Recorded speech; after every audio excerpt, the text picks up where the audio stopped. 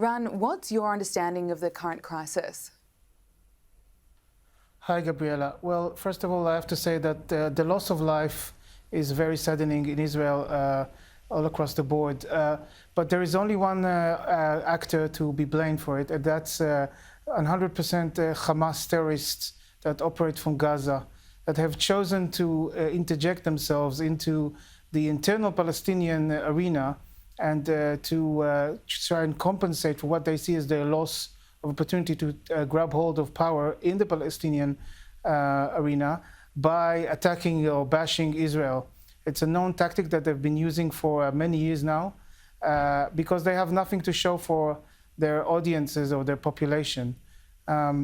It's very saddening, and it's also ineffective because the Hamas is not only losing the lives of their people and sacrificing willingly and sometimes even celebrating the loss of life in Israel and amongst themselves, but they also can't show any achievement. As of now, they shot more than close to 2,000 rockets and have achieved nothing other than pain and more suffering.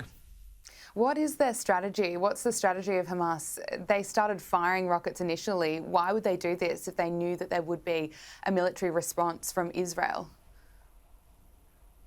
Well, it's a classic miscalculation. Actually, Hamas has a long-term strategy of not 100 years, but possibly 1,000 years.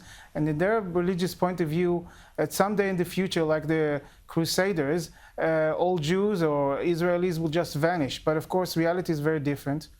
So they only have short-term strategy. And that short-term strategy is to agitate Israel and try to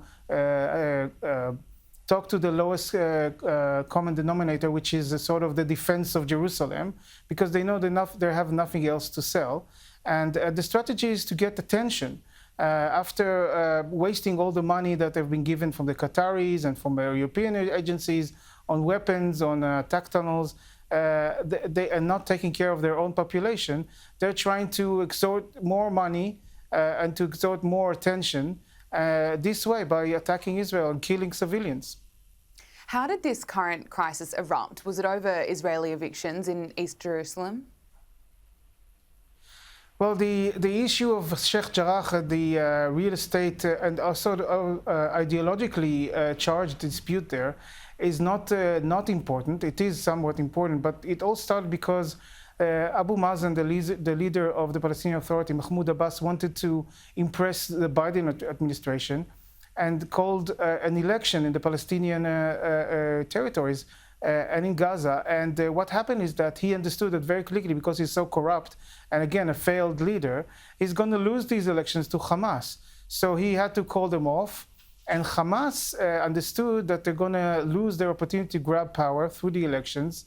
And they were looking for another way to grab power, and that's why they started this attack. They also misunderstood or miscalculated the Israeli response. They were thinking about a few rockets, maybe a couple of days, and this all be over.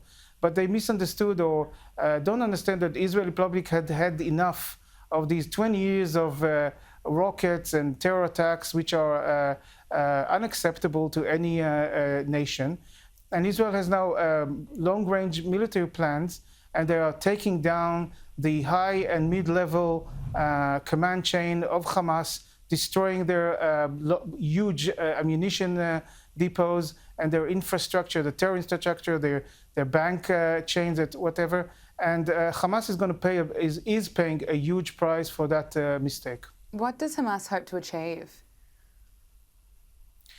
Hamas wanted to achieve, to garner support around him inside the Palestinian population, but you can see that actually it's not working for them. Even in the West Bank, where there's more Palestinians, the Palestinian Authority is actually stopping any protest or any support for Hamas.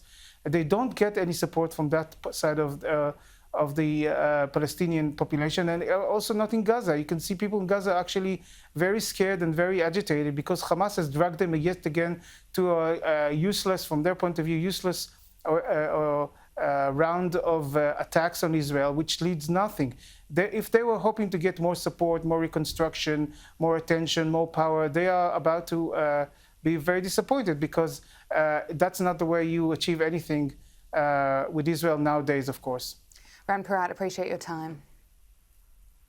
Thank you very much, Gabriela.